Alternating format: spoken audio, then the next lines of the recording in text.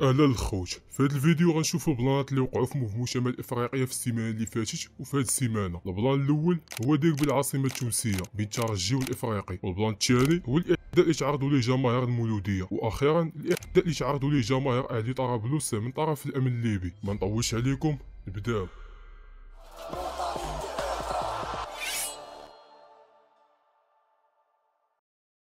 نهار الحد اللي داز كان ديربي العاصمه التونسيه بين الترجي والنادي الافريقي. هاد الديربي اللي تلعب بحضور جماهير الافريقي فقط، وقبل من الماتش ب5 ايام غيتلاحوا جوج كلاشات الكورفاسو الترجي من طرف ليدرز كلوبيست.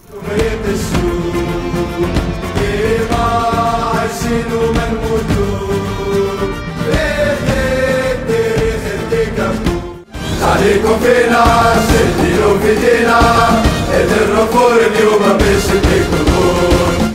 في جهة كورفاسو الترجي غيهزو زاباتيستا ميساج اللي كان كلاش الكورفانور الافريقي في المعقل ديالهم باب جديد.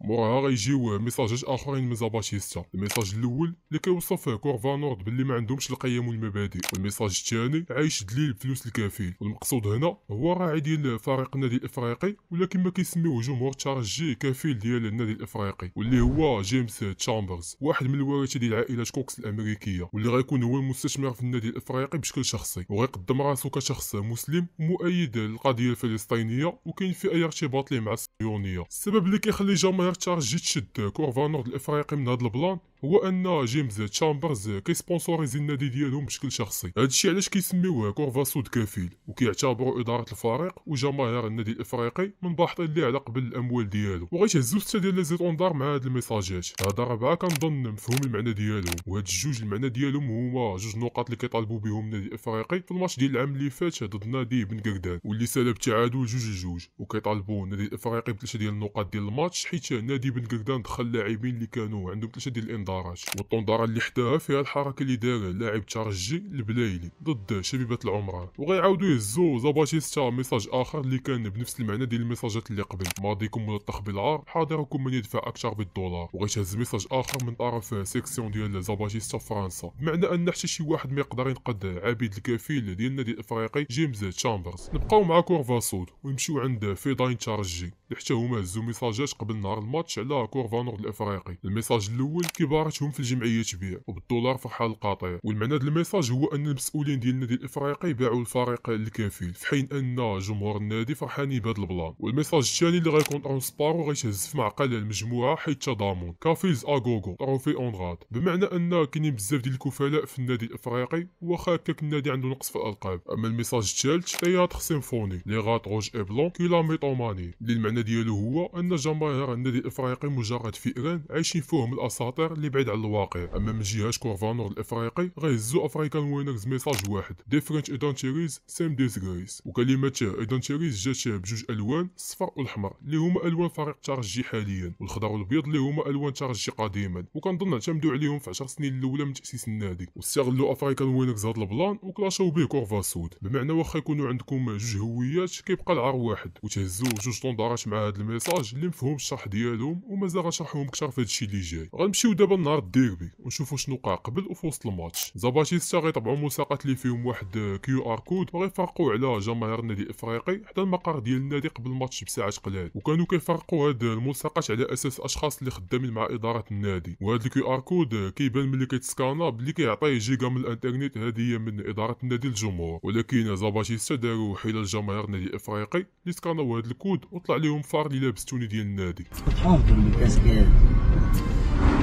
جات عليك هاتك عصفر. غندخلو دابا للماتش وغيهزو نورث فاندلز 5 ديال لي فوال اللي كانوا موجهين لجروبات كورفاسود الترجي. هاد 4 ديال لي فوال كانوا كيهضروا على التناقضات اللي كتعيشهم كورفاسود، بحال مثلا الفوال الاول اللي كان على اليسار كيحمل شخص كيدعم القضيه الفلسطينيه، معلق شخص اللي لابس قميص مكتوب عليه دانون، بمعنى السبونسور ديال فريق الترجي اللي سميتو ديليس، واللي شراته شركه دانون 50% من ديليس. ودانون كما كتعرفوا شركه فرنسيه واللي كتدعم الكيان وهنا نورث فاندلز جبدوه اول تناقض عند فريق ترجي تونسي. بالنسبه للفوال الثاني كيحمل جوج شخصيات، الشخص الاول زاباتا واللي هو زعيم بارز في الثوره المكسيكيه، وفي نفس الوقت هو انسبيراو منه زاباتيستا في اسم ديال المجموعه واللوغو ديالها. والشخص اللي حداه هو جيرونيمو، وهو شخص امريكي اصلي وكان من سكان قبيله اباتشي، وواحد من رموز المقاومه ضد الاستعمار الامريكي والمكسيكي في القرن 19، وحاليا كيتغناو به المكشخين وحاطينه في اللوغو ديال الجروب. كنشوفوا جيرونيمو هز درابو ديال الكونفدراليه اللي كيرمز للتمرد. وهنا نورث فاندلز كيهضروا على التناقض بين المكشخين وزاباتيستا اللي كل واحد فيهم انسبيري من شخصيات معاديه للطرف الثاني. نمشيو دابا للفوال الاول اللي كاين على اليمين واللي فيه جوج شخصيات ايضا. الشخصيه الاولى القائد القرطاجي حنبال واللي خاض بزاف ديال الحروب واحتل روما لمده 15 سنه، وكنشوفوا حداه القيصر يوليوس سيزار واللي كان قائد وحاكم في روما. وفي هذا الفوال نورث فاندلز كيهضروا على التيفو اللي داروا كورفاسو الترجي في واحد الديربي واللي كان فيه القيصر سيزار، وكيتغناو باسم مدينه روما. موراها غيعاودوا كورفاسو يديروا دخله اللي فيها القائد القرطاجي حنبال.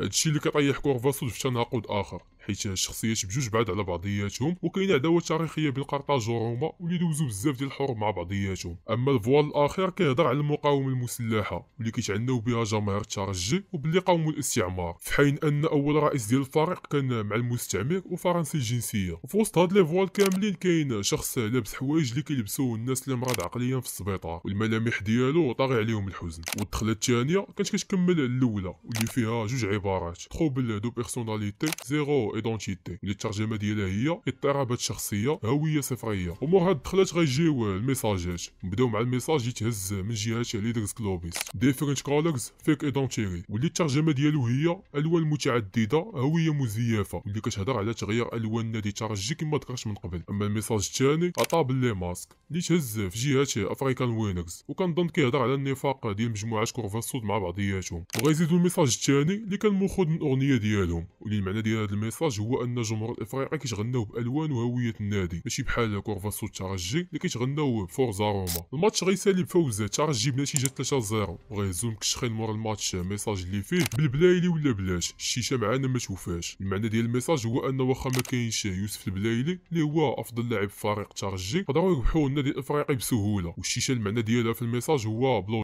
هادشي اللي كان في ديربي العاصمه التونسيه. نتمنى ما نكونش نسيت شي حاجه، نطويو هاد الصفحه ونحلوا الصفحه ديال البلان اللي وقع الجماهير المولوديه في التنقل ديالهم الاخير لولايات باسكارا. نهار السبت كان الماتش اللي كيجمع مولوديه الجزائر ونادي باسكارا في ملعبها الاخير. فيراج سود المولوديه بصم على ديبلاسمو كبير بالليله ديال الماتش، بحكم ان المسافه بين العاصمه وولايه باسكارا وصل حوالي 400 كيلومتر. تنقل داز في اجواء عاديه، وغيسالي الماتش في العشيه مع 6:30 تقريبا، وغيشدوا جماهير المولوديه الطريق باش يرجعوا للعاصمه. ومور 3 ديال السوايع ديال الطريق غيوصلوا لولايه ثانيه اللي سميتها مسيله، تما غيتفاجئوا جماهير المولوديه بالهجوم بالحجر اللي كيجيو من كاع النواحي.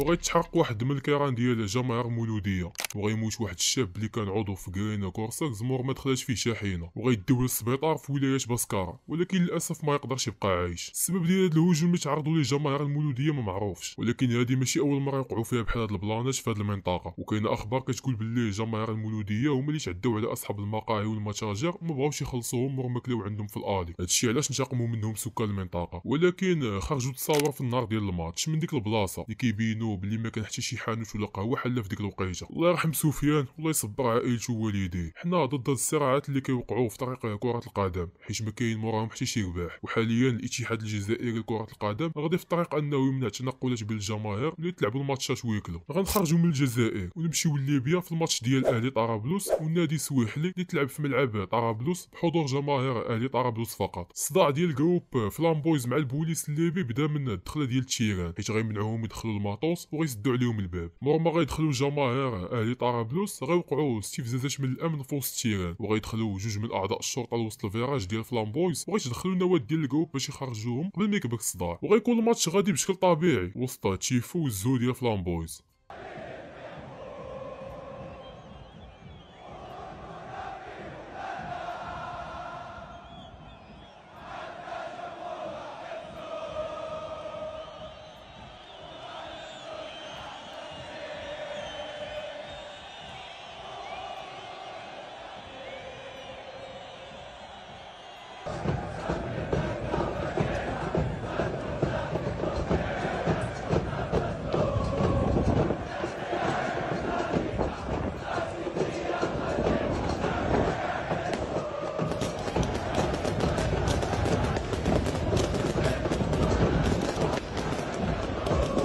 اللي غيبدا الشوط الثاني بالضبط في الدقيقه 50 غيوقع مشكل بين واحد من البوليس مع ممبر فلامبويز اللي غيسالي بالسب والشاش من الطرفين، وغيجيو بقيه ديال البوليس يتحاموا على داك الدري بالضرب. وهذا الشيء وقع حدا البيبان اللي كيدخلوا المدرجات، وشي اعضاء من فلامبويز شافوا الفيلم كامل واش دخلوا باش يفكوا داك العضو من البوليس، وهنا فين غيبدا الصداع.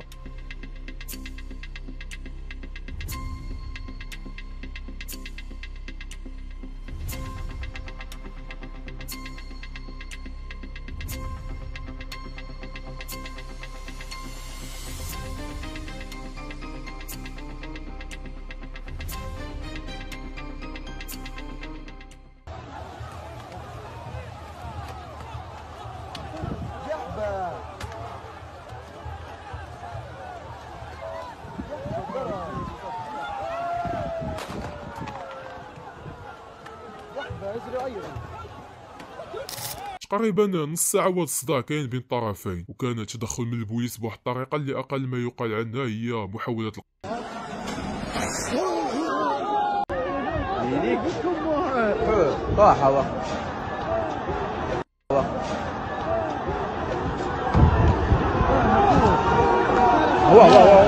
كاينه علامه تعجب كبيره على الطريقه اللي تدخل بها البوليس اللي بعيده عن الاحتراف والتعامل مع الجماهير، وبسبب هذا الشيء غيتدعسوا بزاف ديال الاشخاص بالطوموبيلات ديال الامن. هذا الشيء اللي خلى اصابات من جهات فلامبويز واللي داوهم للسبيطار. الحمد لله واخا كانوا اصابات خطيره ما كانوش الوفيات. وزاره الداخليه غيخرجوا ببيان اللي كيعبروا فيه حتى هما على الاسف ديالهم والتعجب من طريقه تعامل الامن مع الجمهور، وقالوا باللي غيفتحوا تحقيق مع هاد الاشخاص اللي كيمثلوا غير راسهم ما كيمثلوش الامن الليبي. ومن هنا كنطلبوا الشفاء العاجل للمصابين من فلامبويز. حتى لهنا غنكون وصلنا للاخر ديال الفيديو. اذا وصلتي لهاد الباج ما تنساش لايك وفولو في لاشين. لاباج فيسبوك والانستا غتلقاو اللين ديالهم في الديسكريبشن. تلاقاو في فيديو جديد ان شاء الله.